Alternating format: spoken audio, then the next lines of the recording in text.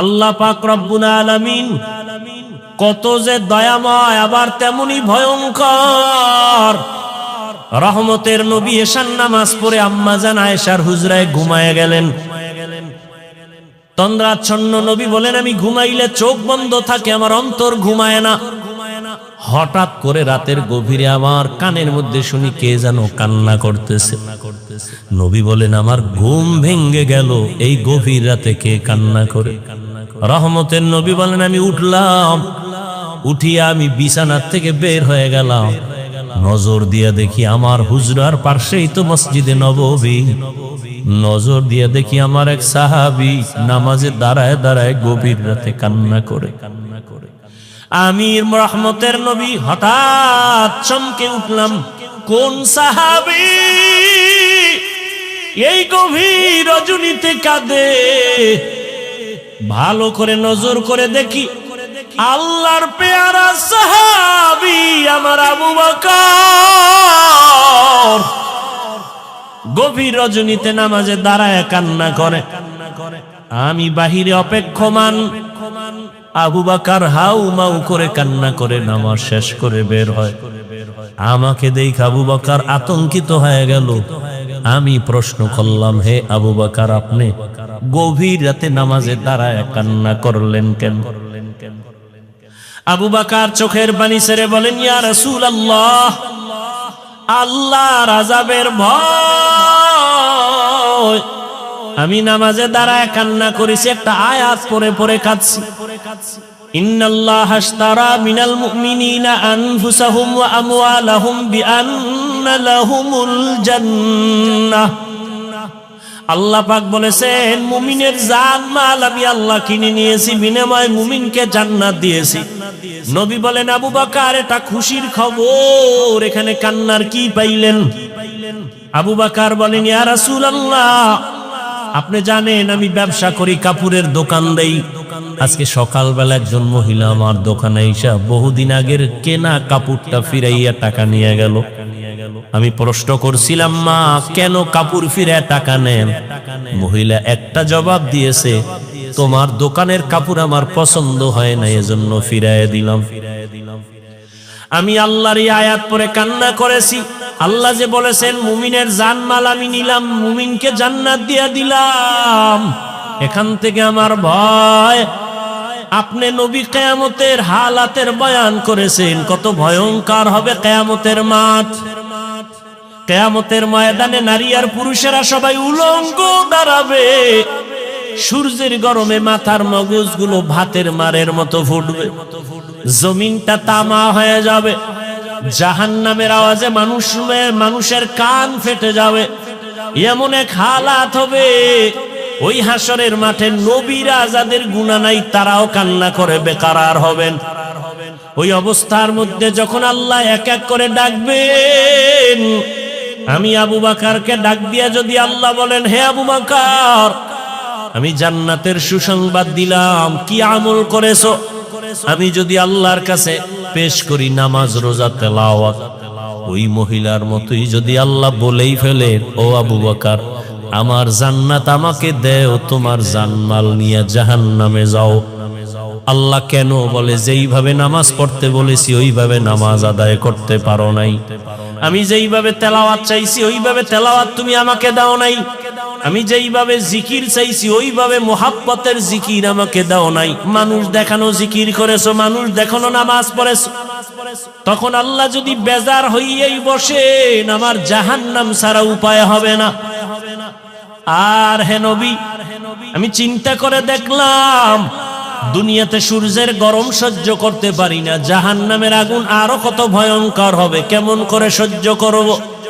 এই ভয় আমি কান্না করেছি। রহমতের নবী কাঁদেন আর বলেন, আবু বকর, ওই হাসরের ময়দানের কথা যখন আমার মনে পড়ে, আমিও চোখের পানি ধরে রাখতে পারি না। কিয়ামতের ময়দানে কেমন ভয়ঙ্কর অবস্থা হবে যে নবীরা কান্না শুরু করবেন। আমার উম্মতের কি হালাত হবে?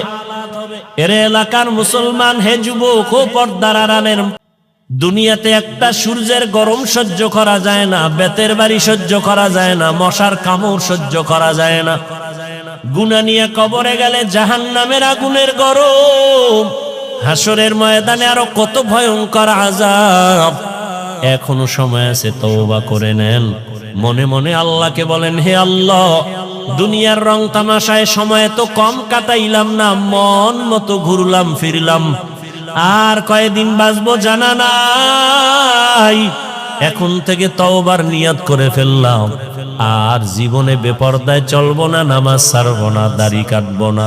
আল্লাহ হেদায়েত না দিলে, ওই যে বললাম, যেই নবীজিকে এক নজর দেখলে জাহান্নামের আগুন হারাম, যেই রসুলের চেহারা মোবারক দেখলে পেটের ক্ষুধা থাকে না, সেই নবীজিকে 13টা বছর সামনে বসে দেখলো, বয়ান শুনলো, কালেমা পড়ে নাই। জানেন এত বড় বেঈমানের নাম কে? এর নাম কপাল। আর অন্যদিকে 27 বছরের যুবক তরবারি নিয়ে দৌড়ায়, নবীকে জবাই করবে। কয় বছর? 27 বছরের যুবক তরবারি নিয়ে দৌড়ায়, রহমতের নবীর কল্লা কেটে নিয়ে আসবে। কাছে যাইয়া রহমতের নবীর চেহারা নজরটা দেওয়া মাত্র তরবারি ফালাইয়া বলেন, রহমতের নবী, আমাকে মাফ করে দেন, কালেমার রশি আমার গলায় লাগায়া দেন। মাইয়াহদিল্লাহু ফাহুয়াল মুহতাদ ওয়া মান ইউদ্লিল ফালান তাজিদা লাহু ওয়ালিয়াম মুরশিদা। আল্লাহ যাকে হেদায়াত দিবেন সে পেয়ে যাবে, যার কপাল খারাপ ও হেদায়াত পাবে দূরের কথা, হেদায়াত পাওয়ার মতো কোনো মুর্শিদ পাবে না, পথ প্রদর্শক পাবে না, ওর কপাল বড় খারাপ। রহমতের নবীকে দেখলো, 13 বছর কালেমা পড়ে না আবু জাহাল। আর ওমর 27 বছরের বয়স নিয়া নবীর কল্লা কাটতে গিয়া কালেমা পড়িয়া তরবারি নিয়ে আবার দাঁড়ায় গেল। ওমর দাঁড়ায় বলে, এই বেঈমান মুশরিকেরা, মুহাম্মদের বিরুদ্ধে একটা কথা যদি বলো, আমি ওমরের সামনে দাঁড়াও, আমার তরবারি ফয়সালা করবে, মুহাম্মদের প্রয়োজন হবে না। এমন পাওয়ার আল্লাহ দান করেছেন, ওমর যেই রাস্তা দিয়া হাঁটে শয়তান ওই রাস্তায় ঢুকতে ভয় পায়। আর কে তারাত খৌফে হকদার দিল মাদাম, জন্নতুল মাওয়া দেহদ রামকাম জুজবা হক চীজে মখাজ ইনসো যা ফজলে উ আমস্তে দর জুমলা জাহা। দুনিয়াটা তো পরীক্ষার হল। কি হল? الذي خلق الموت والحياة ليبلوكم أيكم أحسن عملا وهو العزيز الغفور।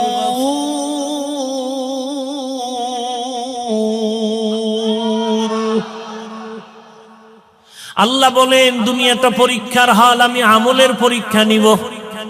পরীক্ষার হলে ঢুকার পরে প্রশ্নের উত্তর উল্টা লেখলো, বাধা দেয় না? দেয়নি? দেয়। ভালো লাগবে তাকেও কোনো আলাদা ছাড় নেয় না। দুনিয়াটা পরীক্ষার হল। পরীক্ষার হল মানে স্বাধীনতা। প্রশ্নের উত্তর ভালো লেখো, বাধা নাই, উল্টা লেখো, নিষেধ নাই। কেন পরীক্ষার হল? ফলাফলের বেলায় অনুভব করবা তুমি পাস করছো না ফেল করছো, তুমি পুরস্কার পাইবা না তিরস্কৃত হবা। পরীক্ষার হল দুনিয়াটা। এখানে কেউ নামাজ পড়বে, কেউ পড়বে না। যে পড়বে না আল্লাহ তাকে বাধাও দিবেন না, যে পড়বে আল্লাহ তাকে নিষেধও করবেন না। দুনিয়াটা পরীক্ষার হল। এখানে কেউ দাড়ি রাখবে, কেউ দাড়ি রাখবে না। যে দাড়ি রাখবে না আল্লাহ তাকে নিষেধ করেন না, বাধাও দেন না। যে দাড়ি রাখবে আল্লাহ তাকে নিষেধও করবেন না। যে দাড়ি রাখে না সেও যেই আসমানের সূর্যের আলো ভোগ করবে, যে দাড়ি রাখবে সে একই সূর্যের আলো ভোগ করবে। দাড়িওয়ালা মুমিন যেই গাছের ফল খাওয়ার স্বাধীনতা পায়, যে মুমিন না সেও ওই ফল খাওয়ার স্বাধীনতা আছে। কেন? বলে পরীক্ষার হল, বাধা দেওয়ার জায়গা না, সবাই স্বাধীন। ফলাফলের বেলায় দেখা যাবে তুমি জান্নাতি না জাহান্নামী। ফলাফলের বেলায় টের পাইবা কে পুরস্কার পাইবা কে তিরস্কৃত হইবা। পরীক্ষার হল। মন্দিরেরও দরজা খোলা, মসজিদেরও দরজা খোলা। মন্দিরে ঢুকো বাধা নাই, মসজিদে ঢুকো নিষেধ নাই। পরীক্ষার হল। গানের বাজনা মাইক চলে, গানের প্যান্ডেল চলে, মেলার আওয়াজ চলে, নাচ গানের মাইক চলে, ওয়াজেরও মাইক চলে। এটাই তোমার পরীক্ষার হল। তুমি গানের প্যান্ডেলে ঢুকবা নাকি তুমি কোরআনের প্যান্ডেলে ঢুকবা? পরীক্ষার হল। তোমাকে স্বাধীনতা দেওয়া হয়েছে, তুমি চাইলে প্যান্ডেল গানেরটায় ঢুকতে পারো, তোমাকে বাধা দেয়া হবে না। তুমি কোরআনের বাগানে ঢুকো, তোমাকে নিষেধ করা হবে না। আসিলে স্বাগত পাবে, হেথা পাবে ঠাই। নীরবে আসন নিবা, কোনো বাধা নাই। কিন্তু ফলাফলের বেলায় রেডি থাকো, ফলাফলের বেলায় তৈরি হও। ইয়া আইয়ুহাল্লাযীনা আমানুত্তাকুল্লাহ ওয়াল তানজুর নাফসুম মা কদ্দামাত লিগাদ ওয়াত্তাকুল্লাহ ইন্নাল্লাহা খাবীরুম বিমা তা'মালুন।